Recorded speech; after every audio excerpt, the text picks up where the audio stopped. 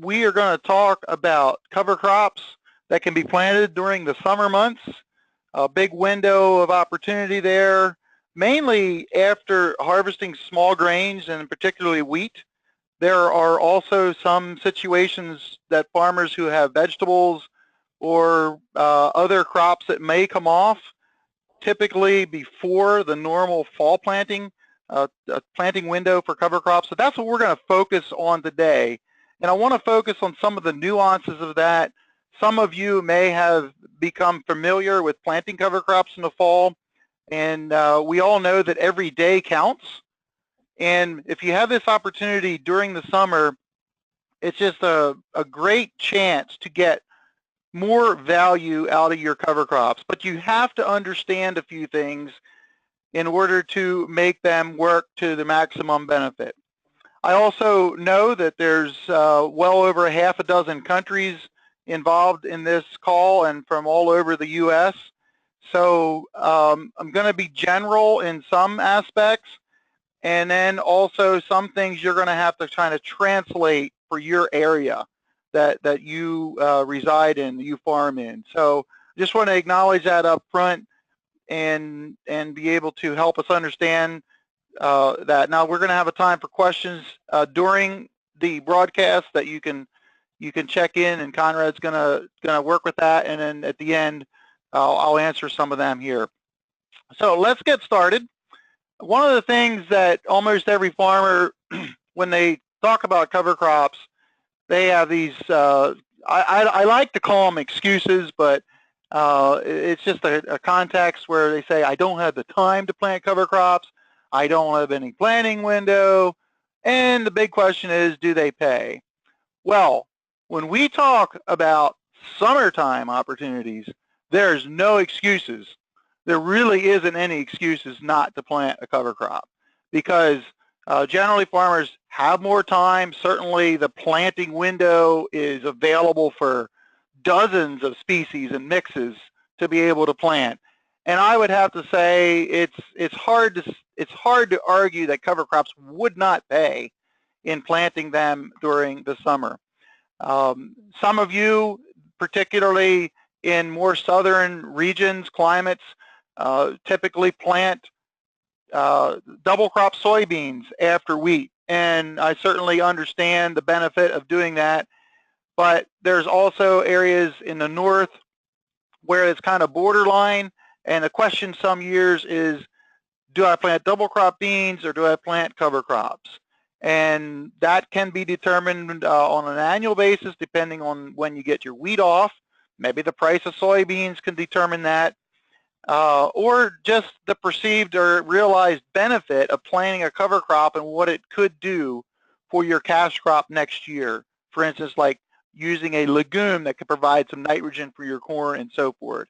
Or just being able to maximize the opportunity for soil health. You plant a nice, diverse mix of species in this planting window, and it could be looked at as more like an investment to your soil. So I just want to acknowledge up front, especially after wheat, the areas that do double crop soybeans and some of the balance there. Areas further north don't really have that option, so I think it's a no-brainer to plant cover crops after wheat harvest or summertime window of opportunity if you have several months of growing season yet in that. So I think there's a good systematic way to look at this when we want to plant after wheat or in the summer. And there's a few questions that are good for us to ask, and each of us can respond according to our situation. One of them is, what are the fertility levels, or what is the intended fertility going to be in my field that I might want to plant cover crops in? Am I planning on applying manure or not? That is a very important question to ask, because do we want to try to plant the cover crop to hold like the nitrogen that can leave? Is that our objective? Or do we not have manure? We want to use more legumes so we can create some nitrogen and grow our own nitrogen. And then how can we hold it over until the following year? All these things are something that we want to ask. So if manure has been or will be applied to a field that has high fertility, then you want to use a cover crop or mix that scavenges N, that soaks up N, that pulls up nitrogen. And you want to think more along the species that do that. And then some examples here in the Future Generation Ag lineup is the bullseye radish or oats, buckshot annual ryegrass, and then their CoverMax 22, which is a mix of oats and radishes, and the CoverMax 3030 mix, which is sun hemp and pearl millet. All these are very good at scavenging nitrogen. Now, the last one mentioned there with the sun hemp and pearl millet, the sun hemp is a nitrogen fixer. It provides nitrogen, but the pearl millet is going to take a lot of that up. You will certainly have a net gain, but it won't be near as much if it's just a single species of sun hemp, because generally the pearl millet, if it's enough time to grow, it takes a little while for that to break down and release into your next year's crop. So we don't want to count a lot of nitrogen to the next year's crop when we're thinking about that mix. So then if we don't have nitrogen, or our field is pretty low in fertility, which typically after a small grain, there generally is very little nitrogen left. So that's why using a legume such as sun hemp, I'm going to add crimson clover and hairy vetch here, is a very good idea to be able to incorporate them. Sun hemp is a summer annual that really loves the heat and can withstand some drier conditions when they occur, and it just really thrives in that. So that's one of the premium choices that you want to use if you can plant soon, like this time of year right now. As we move on later, crimson clover and hairy vetch are two popular legumes that can be planted. And I'm going to explain a little later some of the things you need to watch out for if you plant crimson clover, hairy vetch early in the July-August window. I'm going to explain a little bit some things, how to manage that a little bit later. And then to think, what is our intended crop for next year? If it is corn, we're going to want to favor a nitrogen-producing cover crop because corn needs nitrogen. If it's soybeans, then maybe we would favor more of a pearl millet, sorghum sudan mix that's included in that, or something like that, where we don't necessarily need the nitrogen. Or it could be some other crop that you have. So just some things to think about when we consider what to plant.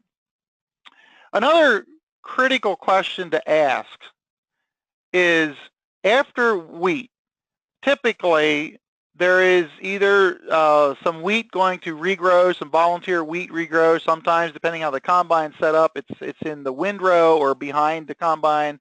Depends if you have a chaff spreader or not, if it's more in a narrow band, or if it's spread out.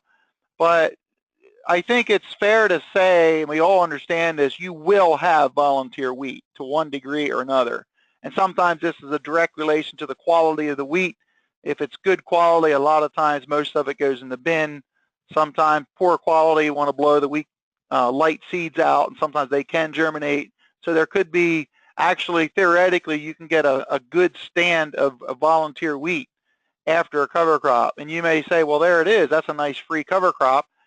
And my response is, yeah, that's good. Anything's better than nothing, but let's try to diversify into other species if we can. So the question that we have to ask is, do I want to let that volunteer wheat grow a few weeks and then spread out so I can have a really nice, good, clean stand of a cover crop? Or do I want to follow the combine, so to speak, and get my cover crop planted immediately, and then kind of deal with the volunteer wheat that may or may not come up? Now, under my first choice there, when I say wait 2 weeks, I mean it could be 2, 4 weeks, whatever. If we don't have any rain and it's dry, that wheat seed, the volunteer wheat, could be laying on the ground and just never grow until you get enough rain to germinate it. So this could also enter into your decision on what to do.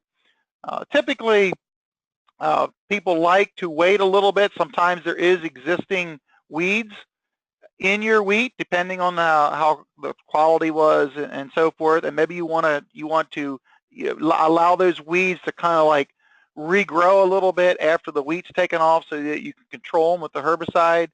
So This is kind of a decision that needs to be made, and it depends a little bit on what our long-term objectives are. If we're just trying to grow a quick cover crop, maybe between a successive planting of wheat, which I know in some of the wheat countries it's wheat on wheat, and you have a 6 to 8 week window of opportunity. In that case, you would want to go right back in with the cover crop more than likely. Other areas we want to clean up some weeds, you might want to wait. So there is no right or wrong way per se, other than, and I have seen this myself, if you have a lot of wheat left in the field, wheat seeds, and you have no chaff spreader in your combine, that 3 or 4 foot wide swath underneath the combine could be very, very, very thick and eliminate any cover crop to grow in that area. So this is something to consider, where you may want to leave that grow and then kill it and then spray it out. So by planting immediately, we're going to give our cover crop more time to reach its full potential. Some areas of the country, there's plenty of time, and you want to wait to that 2 to 4 weeks to spread out. And then, like I said, the volunteer wheat could create some problems. So this is a decision that has to be made. On a personal note, just last evening I was planting after wheat and planting a mix of cover crops. And we're very dry currently at my location, and I don't expect the wheat to germinate until we get rain. So I'm planting. I'm able to get moisture at about 1.5 inch depth, so I'm putting my cover crops a little deeper than normal just in case we don't get some rain in the near term. And I'm planting my cover crops. That's just what I'm doing. We've had a very good quality wheat this year. I don't think that I have very much volunteer seeds, what could potentially be volunteer wheat in the field. So that's what I am doing, and you know, we'll see what happens. So it's not necessarily a right and a wrong way. It's just how do you want to manage for the best success in this. I talked about the ability for about managing nitrogen, and nitrogen management is it's a big deal when we think about it for us as farmers, but it may be even a bigger deal when we think about the environment in general. And I think we all agree that we as farmers want to be responsible for our nitrogen management, but particularly if we're going to be putting out manure on any of these acres, we want something growing there in order to capture the available nitrogen so it's not lost. So by planting a summer cover crop into these areas, we're able to capture it and hold it over. Now the chart there, the graph on the right-hand side, shows how a radish can be able to hold the nitrogen, soak it up, and that's, I guess this is more directly related to soaking up the nitrogen. If you look there on the way the graph is designed, this just shows how the radish was able to soak up the nitrogen, and it's going to store it, and then it'll release it next year for your cash crop. Whereas you have no cover crop, it has the opportunity to be lost, and that's lost from our pocketbook as a farmer, but also lost into the environment, which we know is not good. So we need to do our part, and this is one way to do that, to be able to hold it in place so it doesn't leave. So if indeed we are able to capture nitrogen, can I credit that next year to my cash crop?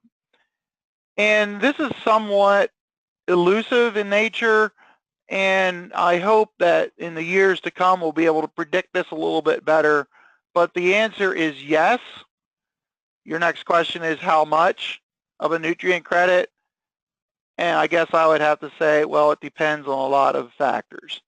And the best thing I can say is, for those of you who are a little more innovative and don't mind doing a few trials or tests, to the following year to apply nitrogen maybe at some lower rates on a few strips on your fields, just to see how the cover crop may be giving back some nitrogen. I've done literally thousands of plots now on my farm. I'm getting comfortable in knowing a little bit how I can manage my nitrogen, but I've had the benefit of testing right on my fields. If you would do exactly what I do in your fields, it may be different. There are so many factors that enter into this, and that's why it really comes down to what works best for you. If you want to maximize nutrient credits, you're going to have to do it in your farm. Yes, there's some generalities. We know that radishes take up a good deal of nitrogen if it's there in the fall, but how much is available to your corn crop next year? Sometimes that can depend on the late winter, early spring rainfall and weather and so forth. Does the radishes start giving it up sooner rather than later? What is your soil type? How soon do you get your corn planted? All those factors enter in on being able to see if you have a nutrient credit or not. Some of the other nutrients like potassium and phosphorus and so forth, I could tell you it's to the plus side, but how much, again, depends how much is there in the first place and a lot of other factors that I really encourage you to do some test strips on your own farm. Not hard to do with the technology we have these days where you can adjust the rates of nitrogen from your planter if you're putting them on there, or maybe whatever your application process is, and then with yield monitors and some larger replicated strips, you can at least get an idea of what's going on. So the next little graph here just tries to help explain what we're talking about, where we use our cover crops when we plant them in the late summer and early fall to be able to soak up nutrients. We're particularly interested in the ones that are leachable, like nitrogen and sulfur, but the other ones, like calcium, like potassium, like phosphorus, that may be out of reach of your cash crop. A cover crop like radish or annual ryegrass, if you have a decent fall, can root deeper than your cash crops and literally bring those nutrients up to the soil surface. Again, that's going to vary from field to field, farm to farm, area to area, but it is possible. And then, as this graph shows here, the radish is winter killed and then releases those nutrients back to your cash crop the next spring. So that is the theory behind all this. We know that it works, but you'll have to determine how it works to what degree on each of your farms. Here's just some pictures of some radishes that were planted early. These were planted on August the 10th, and we dug a 7-foot deep hole here in October the 30th, and we literally found a root 6 feet 2 inches deep. And it's just impressive what can occur. It's not going to happen in every soil. It's not going to happen in every fall. But it just goes to show you the literal fact of how good some of these deep rooting cover crops are, especially when we have this unique opportunity to plant them early and they have a lot more time to grow and to grow deeper.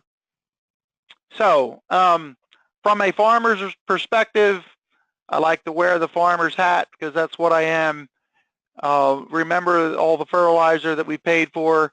I guess you could argue that at the moment it's not too costly, it's reasonable, but I don't think there's any of us listening that would not agree that we live in a volatile world of things way beyond our control, and next year the price of fertilizer could be double. I doubt if it'll be a lot less, but if that happens, be ready for it. And that's why I think it's prudent to be able to start experimenting with cover crops in your farm from a sheer nutrient standpoint. One of these years, the price of fertility is going to go high, and it'd be good to know how to do that when that time occurs. So it's a matter of being prepared. So let's talk a little bit about how to establish a cover crop. I want to be clear in stating that it's best to drill or precision plant to get the seed in the ground. Broadcasting even on tilled soil and rolled and cultipacked is really dependent on Mother Nature and if we get rain or not. I get a little frustrated with people who call and say, my cover crop is very sporadic. I didn't get a great stand. And then they said they broadcast it. What I'd like to say is, well, that's pretty much what you could expect in certain situations. Not saying that drilling and precision planting always works 100% of the time, but if we're going to treat our cover crops like we do our cash crops, we're going to plant them. And I think the time and the expense of running the machinery through goes a long way to make that pay. So I'm going to be pretty clear here that if we can drill it or precision plant it, that definitely is a direction we want to. That's definitely what we want to do. Just a little bit of an example here. A lot of us do have precision planters, particularly the 15-inch planters that we may be using for soybeans. We're able to get existing plates out there, seeding discs, to plant some of the cover crop single species. For instance, for the radish, you can use a small milo plate. For the anything like pea size, like Austrian winter peas, you can use a soybean plate. A lot of guys like the alternating rows. This is where you can really save some money then and actually pay for the use of your planter, your precision planter, where you can cut the seeding rates down. And it's just more and more farmers are doing this. The only problem is sometimes people only have a 30-inch planter. That's a little too wide. For cover crops, I know that some farmers will double back if it's a small acreage, if they don't have a drill. So does, if that is the occasion there. But again, it's an idea for those of you, especially have 15-inch planters. The picture up here on the top upper left hand was actually done in Wisconsin, and that was doubled back. That's alternating with Austrian winter peas and the radishes. And so many different types of planters can be used for this. One of the things that has been developing is also planting mixes with precision planters, and there has been a concept developed. It was actually developed to plant wheat with getting a backing plate. A farmer from Ohio by the name of Larry Hack. I have his number there. If you want to jot that down, because if you happen to have a Kinsey brush meter, you have these backing plates that you can put on, use your soybean plates, and you can actually plant some mixes with that. So instead of each little pocket of the seed disc holding a soybean, it holds a small, just a small grouping of cover crop seeds in there. The backing plate is needed so that the cover crop, the small seeds, don't leak out, because there are holes in there for soybeans to allow maybe a buildup of debris or dirt or something to slip out. But this backing plate helps that. I think the most exciting thing, though, is Larry has now designed plates to plant cover crop mixes, small seeded mixes like crimson clover or annual ryegrass and radishes. He has designed plates to go on vacuum planters. John Deere, Kinsey, and Precision Planting is just about ready to come out with some vacuum meters, vacuum seed discs, I should say. These are specifically designed for that. The standard plates, like for soybeans, do not work because the holes are too big and the small seeds get sucked right through. But he's the guy to call there if you were interested in using your vacuum planter for some of these seed mixes. So just wanted to throw that in there as an opportunity for you that you might not have known about. Okay, let's get back here to kind of I gave you the real basic overview. Now I'd like to fine tune a little bit so we can each better try to decide which species or which mix. Future Generation Ag has a lineup of mixes, and I'm going to go over some of them. So the first question we do need to ask is, what do I want to accomplish? What is my main objective or subsequent objectives here that I want to do with my cover crop during this late summer planting window? Is it nitrogen production, or is it nitrogen scavenging? And it could be a mix of both of those. It doesn't have to be either or. Is my main goal weed suppression? Is it erosion control? Or do I want to try to alleviate compaction? I'll just say if we're going after compaction, you want to stick with radishes and or annual ryegrass. They're the two best deep rooting cover crops. Is it increasing organic matter? If that's the case, you're going to want to grow with, especially at this time, the fast growing ones like the sun hemp, the pearl millet, and so forth. Or just is it overall increased soil health? And that's always good to put a mix together.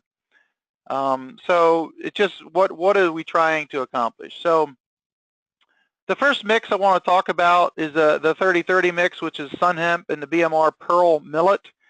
If planted now in most areas, it will get as high as you see in the picture if it gets a good 8 to 10 weeks of growth. Of course, these are summer type cover crops, and as we go into the fall, we have cooler weather, cooler nights. These plants are going to start shutting down. They're going to start growing slower. So when you see these pictures, like a picture here, that was planted in the middle of July. So that just gives you an idea of the potential. Again, providing you have adequate rainfall and so forth. So some of the things to keep in mind with this mix is we will plant this up until about 2 months before the average first killing frost. And I use this because our geography is broad. And for instance, if your first killing frost is October the 15th, back up 2 months, you wouldn't plant this much after August the 15th. It's just probably not worth it. Then we got to switch to some other cooler season, more type cover crops. This is going to give you very high biomass production for late summer. It'll grow way more than any of the other standard cover crops you may be used to, like annual ryegrass, because they don't thrive in the heat as much, and they don't have the tendency to grow as fast. Nitrogen production, the sun hemp is going to give you that. Sun hemp planted alone could give you anywhere from 40 to 80 pounds of nitrogen for your crop next year. With the pearl millet, it's not going to be quite that much because some of it will be tied up in the pearl millet. It'll eventually be released, but you can't account for that much next spring. The general seeding rate, as I have in the bottom, is 10 pounds per acre, but if you're looking for weed suppression, if that's your primary objective, you have to up the seeding rate. I'm suggesting 20 to 30 pounds per acre. This would also apply if you want to graze this, which it is grazable. And for those who have Palmer Amaranth that they're trying to work with, if the playing field's level, meaning that it was sprayed out when it was planted, this will, there has been numerous folks have shared that this will keep the Palmer Amaranth in check. So it might be a reason enough just to plant this to try to keep that from growing or even going to seed. So, and we have two distinct species here, a grass and a legume, that complement each other very well. The next one I want to talk about is the 22 mix, which is oats and the cover crop radish. If you get it planted in the fall, you'll expect they grow very well together. If you get it planted quite early, the oats may put some seed heads out. Some people might feel that's a concern about reseeding next year. If you're going into corn or beans, it really is not. Even if it does germinate and grow, I look at it as a free cover crop next spring. If you are, for whatever reason, want everything dead and nothing growing at all, then you might want to terminate that somehow. But it will winter kill in most areas of the country that get down to the mid-teens for a couple nights. And so that you just have to take that into consideration. If you're a little area further south, you'll have to either spread out or terminate in some other way. And I would generally do that when you start seeing flowers in the radish or start seeing the seed heads maturing on the oats. So this can be planted anytime now, and you can plant this longer than the other one, the 30-30 mix. This can be up to about 3 weeks before the average first killing frost in your area. It's going to put a lot of biomass production on. What will happen too is good weed suppression. And as you see in the bottom there, we need to adjust our seeding rates if we're based on our primary objective. So we're suggesting 25 pounds per acre for just a standard cover cropping, or 40 or 50 pounds per acre for weed suppression. This is really good for first-time farmers with cover crops. It grows easily. It usually winter kills in a lot of areas of the country. Oats and radishes tend to winter kill at about the same time, a couple nights in the mid-teens. It's excellent for nutrient scavenging and then early season nutrient release, particularly the radish portion of it. If the oats gets more mature, it may be a little bit longer until those nutrients are released from the oats. I know that some of you are interested and are using these cover crops for forage. I want to have a few slides on that. There's some things to know. This is particularly because we're able to get these planted on time. We do have an ideal forage opportunity. I would like to start out by saying that the radishes by themselves do not make ideal hay or silage because they're very low in fiber and very high in moisture. And even as a straight species for forage, it's actually a little bit too high protein. I know some people have done it, but we really strongly encourage a companion crop like oats when you're going to expect to graze. And then you don't put more than 2 or 3 pounds per acre in a mix if you're mixing it yourself or if you're buying it. But so that there's definitely grazing options there. Some of the products that FutureGen Ag has, and I have, I'm going to walk through here some more of from a technical standpoint of how to best manage and what to expect from these mixes. If we're planting before August the 15th, and again, I'm using that date as maybe an average of all you who are listening here, so you might have to adjust accordingly. But if we plant before August the 15th, these products listed here may provide an opportunity for fall forage harvest. There may be enough growth that you have the ability to harvest it and or graze it. So I have them listed there, but there's a key thing here at the bottom that I want you to take note of. And when we start upping the seeding rates with if in the forage, a lot of these have radish in it, and radish can tend to be the dominant part. So if you just double a rate, then you're going to have more radish, and it will probably outcompete like oats, crimson clover, annual ryegrass, or whatever the mix is. So here's the recommendation.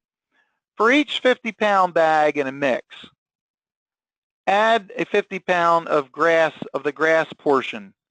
In other words, if it's a mix that has oats in it, add oats. If it's a mix that has annual ryegrass, add annual ryegrass in order to get the proper species ratio. And I'm going to call this the 50-50 rule. This really, what it amounts to is it keeps your radish rate at about 2 to 3 pounds per acre, and you need to do that when you increase your seeding rates overall. And again, I want to emphasize this is really important. If your primary objective is forage, you need to change the mix ratio in order to get an ideal seeding rate in mix. If you're looking just at the annual ryegrass and you want to go that route, which is great, you want to increase your seeding rate to probably about 25 pounds per acre. And you may have, you could maybe take a cutting off or graze it and plant it early like this. You may get another another cutting in the spring, and it probably will survive the winter. And or maybe you could graze it again in the spring. Now this can vary, you know, weather conditions and everything, but I just wanted to share with you what some of the possibilities are with this species. The other thing is some products here that may have opportunity for spring harvest would be the 308 mix, which has that annual ryegrass and crimson clover in it. Now the radish is going to winter kill most areas of the country, or the 243 mix, which has the annual ryegrass, and again the radish is going to winter kill, or buckshot, annual ryegrass. Those you may have that opportunity for some additional spring growth or even another harvest in the spring. Again, some factors depending there, but it's something you may try to aim for. So another thing to remind us for forage is to make sure you do have adequate fertility. You may have to add fertilizer. Again, depends what type of fields you have and so forth, but if you're going for forage, you may have to fertilizer for that. And just a review here to increase your seeding rate, and remember the 50-50 rule. Now here's again another technicality here that we need to keep in mind. After wheat or late summer harvest, some of these species that we can pretty much count on winter killing in most areas of the country that have a couple nights in the teens, is the bullseye radish and the CoverMax 22, which is the radish and the oats. They will probably winter kill. So you might want to use them for forage in the spring, or you're just going to have a winter killed ground cover then. Actually, I want to be clear. You might have forage in the fall, and then ground cover in the spring if they winter kill. Another thing to keep in mind, and a lot of farmers have learned, I guess you'd say either the hard way or their expectations weren't met. Any cover crop planted in September, which usually overwinters. In other words, if you've been planting some hairy vetch, for instance, annual ryegrass in September, that same species may winter kill if it happens to be able to grow more than 12 inches or more in height. In other words, if we plant soon in July and August an annual ryegrass, a hairy vetch, an Austrian winterpede, a crimson clover, if it grows more than 1 foot in height, it may winter kill, and it's just because of the physiology of the plant. And there's been some farmers who have planted hairy vetch in the middle of August, and then it winter killed over winter. They didn't understand that if it grows too high, in this case, that it may winter kill. That's not necessarily a bad thing. You still got a lot of value out of it, and maybe that's what you want. Some farmers want to be winter killed in the spring, but just something to be kept aware of. Now, some of the mixes the future generation has that may winter kill with a very early planting window, and these are typically mixes here that you may use to them not winter killing. I have them listed there. You can see them. If you want to jot them down if you're thinking of some of these. If you plant very early, which I'm saying is now until August 15th, they may winter kill. Not a bad thing. It's just all about expectations. Now, other ones that will probably overwinter, and as most of these are the same ones if they're planted after September the 1st. So if that is your planting window as you see it, you can probably expect these to overwinter. So I know that's kind of technical, but it's something I want to just put out there for as far as expectations' sake.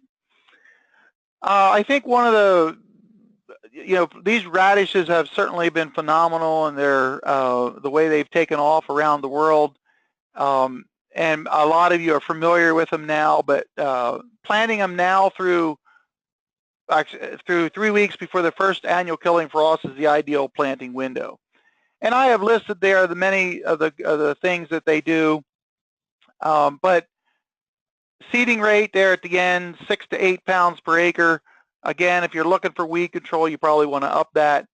But again, not to overlook everything else I've said, I still go back to the radishes as being one of the easiest, most reliable, and the best bang for your buck in being able to use cover crop. Especially if you're new to cover cropping, just start with the radishes, and you will be able to probably visually see and experience a difference.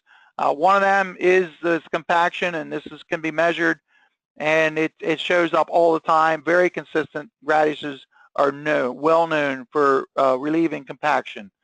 So it's something that we can actually measure and verify. Weed control is another thing.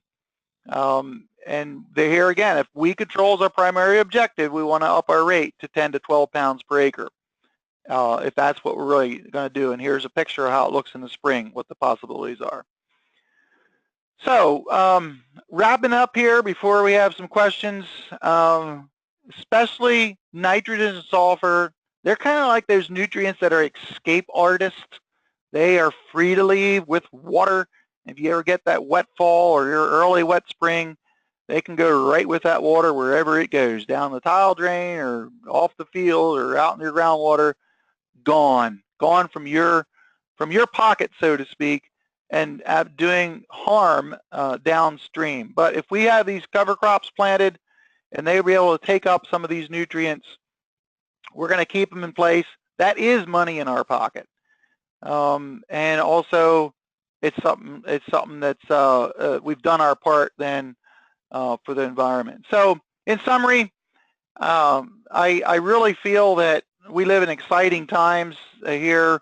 that technology and biology and the cover crop component here, they're the foundation of agricultural progress for the 21st century. Cover crops continue to grow and expand worldwide. We've heard a lot about the status of, we've heard a lot about soil health, but what is the status of the soil health in your fields that you manage, or those people you consult for? Are you aware of changes that can be made with cover crops? Cover crops are a critical component of increasing any soil's health. And then, is your management system improving your most valuable asset, the soil? Sometimes we as farmers kind of get lost in that, but really it comes down to our soil is the most valuable asset that we have. And I think especially with the summertime planting window is an opportunity for us to make a difference.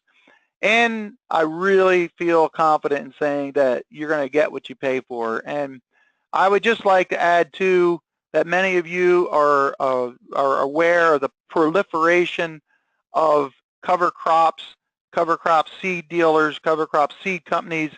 That is a very viable affirmation that cover crops are trending upwards. I had also cautioned that it's kind of everybody and their brother, so to speak, want to get in the action. And there is some great seed companies out there, and there's some poor seed companies out there. I would very much encourage you to make sure you know where you're getting your seed from, that it's what you're expecting, and that people behind it can help you out in that. So that's what I have to share, Conrad, and if you have any questions for me here, we got a couple more minutes, and we can go over them. Yeah, thank you, Steve. Thank you for sharing your experience. That's, as a coach, you know, that was a great discussion of kind of the larger game plan of how cover crops can fit into the rotations, and then also bringing down some of the X's and O's of specific products, specific species. So thank you for that. We do have a bunch of questions here, so we'll take the next 10, 15 minutes to answer as many of those as we can. If we do not get to answer your question on the webinar today, we will follow up with you by email or phone to see to it that we get all the questions answered. So Steve, first question, you talked a little bit about when a cover crop is planted early, so now through August 15th, that crop may be more susceptible to winter kill. Is there any way to restore the winter hardiness of an early planted cover crop? Well, there is some strategies. If you're desiring, let's just say, to plant a cover crop now that survives the winter, there is some strategies to do that. I'll just real briefly tell you that what happens for some of these cover crops, I'm just using 12 inches in height or more, they really literally smother themselves out. And a more mature plant, which I'm saying that to include multiple species here, is easier to winter kill.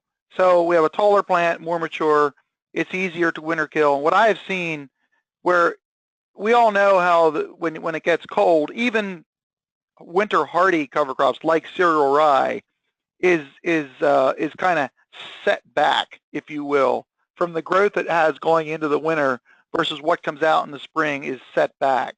But what happens in these like hairy vetch, Austrian winter pea, and ryegrass is it dies back and then essentially almost smothers itself out.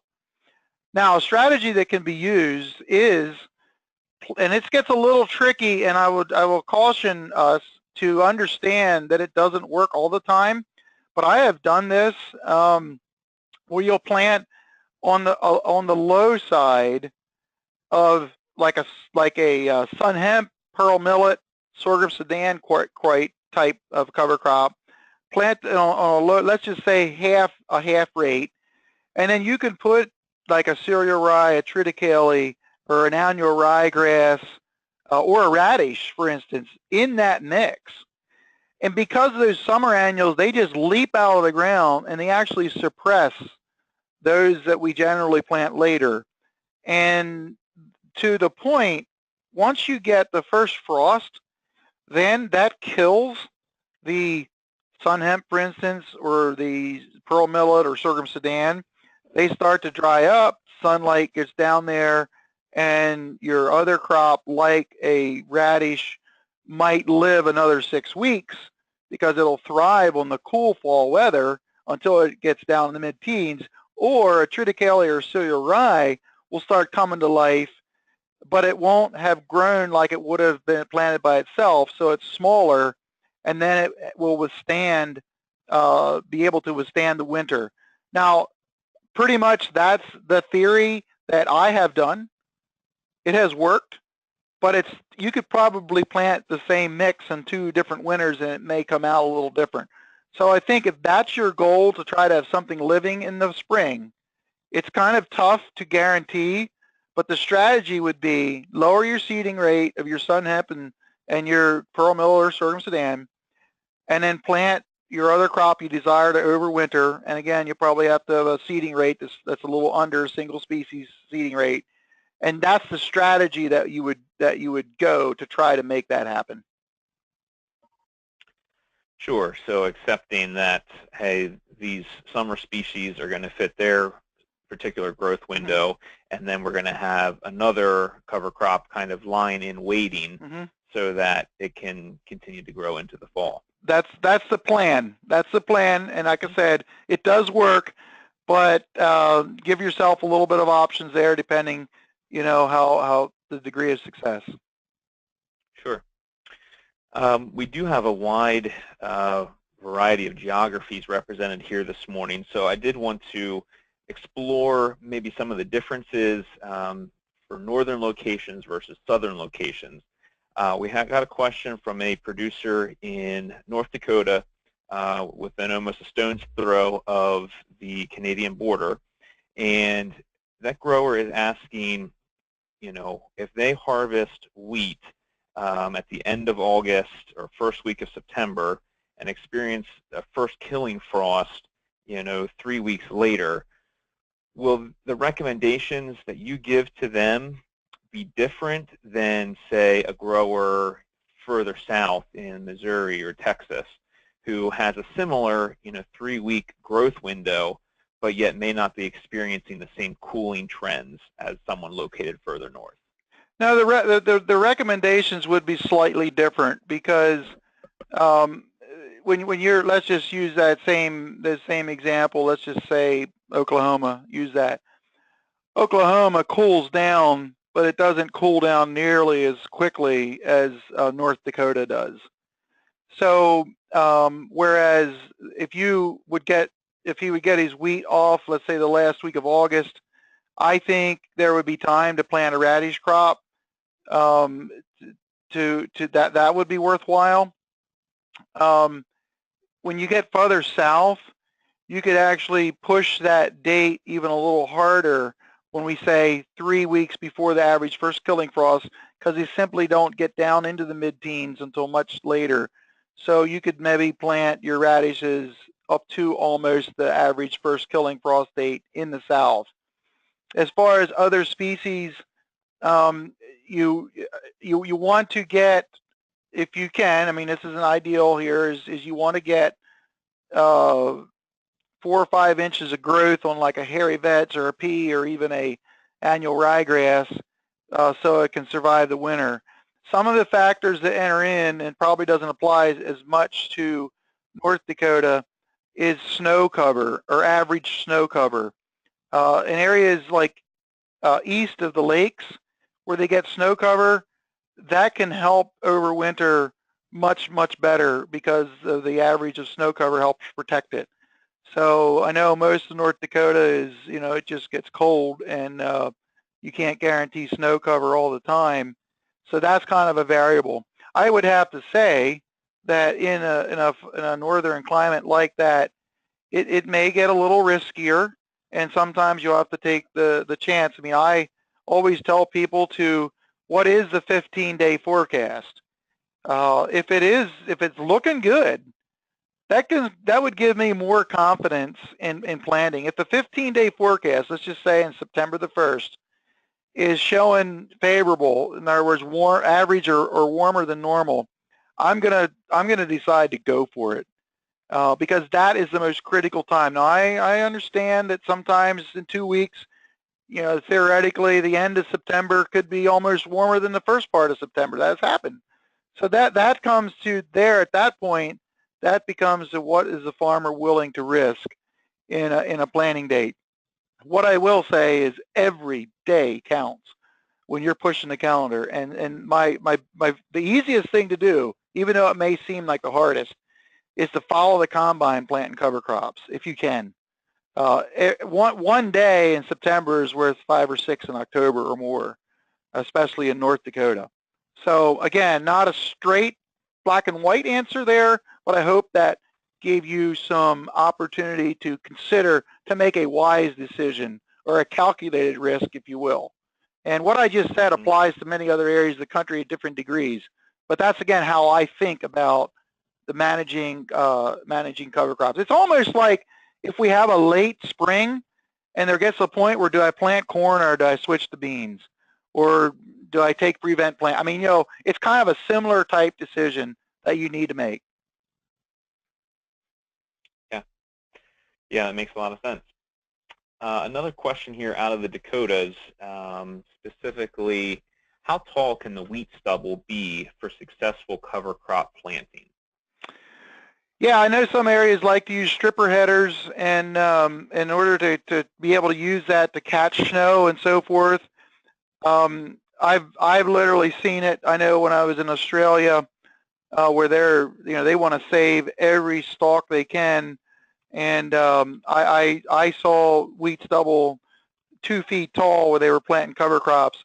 I don't think that that's much of a barrier because there's enough of sunlight gets there in that canopy that's left that I don't feel it's much, if any, of a barrier. So I certainly understand the reason for keeping the stubble high. And so I would say that's probably not going to be a barrier.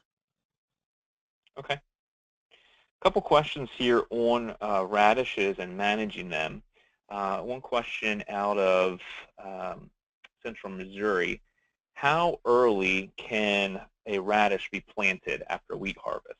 And I'm assuming in that area wheat harvest is pretty well underway, if not completed. So can we plant radishes today? The answer is yes, but you need to understand a few things. You can literally plant radishes almost any time of the year. If you plant them very early, and I'm going to say very early is in April, May, and June, they will bolt or they will flower early. They will want to produce seed. They won't put on as big of a tuber. So that doesn't mean they're not good for that time, but you just have to understand it's different than what we talk about in the fall. Once we get into the days becoming shorter, which is after June the 21st in the northern hemisphere, the radish then is going to want to put its energy into making the tuber and or the taproot. So as we get into that, like we're at right now, we're 3 or 4 weeks past, 3 weeks past that, the radishes are going to, from a physiological standpoint, they're going to put it into the tuber. Now, in Missouri, which you may not get some frost, it depends where you're at, until the middle or end of October, there is a chance that the radishes could start bolting or putting on flowers and even setting seed. Now, for most people, that is something that that's the last thing in the world they want to have happen. I've been growing radishes since 2001, and at least in my experience, I have rarely have had them put viable seed on. But even if they do, if it's some or a lot, it's not hard to control if they come up next spring. That being said, you have a decision to make. If you start seeing the field become white with flowers, you may want to terminate them if there's no frost or in sight. And when they're at that stage, you don't need 3 nights in the mid-teens to kill them. A couple nights in the 20s will take them out, because the more mature they are, the easier they are to kill. So there's a couple different nuances here that factor into that. If I had a field in Missouri that's ready to plant and there's moisture there, I'd be planting my radishes. Then I would worry about them later on if there's I personally would say I want the growth. I want the time. I want them to do their thing. If they start producing viable seed, which is after a pod would form, and once you see the first pods starting to dry or starting to turn brown, then you're going to have viable seed. At that point, you spray them out or you control them in some way if you don't have frost in the near future. If it was me, I want to have the seed in the ground growing. Typically, it probably wouldn't happen in Missouri planted now, but it could, so you need to know that. So not something to fear, but if the ground's ready, you have moisture, I'd plant them. Mm-hmm. Mm-hmm. And since we're talking about radishes in the spring, I'll make the last question relating to residue of the radish. If you can answer it two ways, I've received questions about both. What can a producer expect in the spring if they had a winter-killed radish, or if the radish survived and they then need to spray it out? How long should they allow for that to break down? Well, I'm going to have to take a couple minutes to describe the broadness of that. First of all, the amount of residue produced is a relation to the maturity of the radish, which is reflected to the planting date, the fertility, and so forth, but mainly the maturity.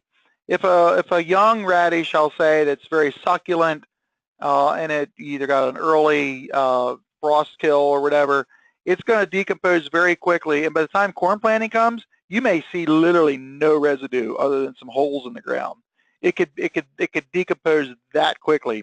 That being said, if you have a few that are coming into bloom, more mature, the fiber is picking up, you'll see radish residue and or tuber carcasses, as I call them, that look kind of like a loofah sponge that laying all over the field in the spring. Very easy to work with, very easy to plant into, and so forth. So the amount of residue in the spring is determined by how mature they got before they were killed. So that's fairly straightforward. As far as how to manage radishes that overwinter, and we've run into this in the South, they just don't winter kill. Usually you have a challenge sometimes. It might be too wet to get in with the sprayer and kill them. Generally, we recommend that when you start seeing flowers, and I'm not saying the first flower, but when you start seeing the field becoming white, then it's time to kill them. And then you want to also consider, when is your expected planting date? Technically, you could plant into growing radishes as long as you have a planter that's capable of doing that. In other words, row cleaners particularly. You have to have row cleaners because usually the tubers are sticking up a little bit and you want to get them out of the way. So sometimes it's more about asking, what planter do you have? How much residue are you capable of planting through? Because if you go in and spray with what we recommend is a quart of Roundup or glyphosate and a pint of 2,4-D, if you go in and spray them out, that's going to curl them up and twist them up a little bit, and the field's not going to turn brown right away with that chemistry, and they're not going to break down like they would be winter killed. They're going to hang around a little bit more because they're probably more mature, and they're probably not going to release their nutrients quite as fast. But so there's a lot of variables there as to what stage they are when you do kill them. And most spring kills, they tend to start flowering because no matter what the maturity was in the fall, when it starts warming up in the spring, they're going to want to produce seed. That's the nature of a radish. So they will flower. They won't keep growing bigger before they flower. They will flower. So that's a trigger to apply a herbicide or whatever you do to terminate them. And then I would say, providing the right equipment, you could plant right at that time or 6 weeks later, 8 weeks later, whatever. So from my experience, it's not so. The important thing is to killing them when they're in flower in the spring, and then having a planter that's capable of handling the residue. Mm-hmm. Okay, well, that makes a lot of sense and covers a wide geography. So thank you, Steve, for your insight today. Very valuable information And I wanted to thank everybody who joined us today. I really appreciate your interest in cover crops and for looking to Future Generation Ag as a source of information and recommendations. If you have additional questions, certainly feel free to give us a call here at our office, and we can also help you find a local dealer or give you more information about our dealer program. Also, keep an eye on futuregenag.com for additional webinars that we will be announcing soon. We also have articles and other resources listed there if you're interested in finding out more. So thank you so much, and have a great day.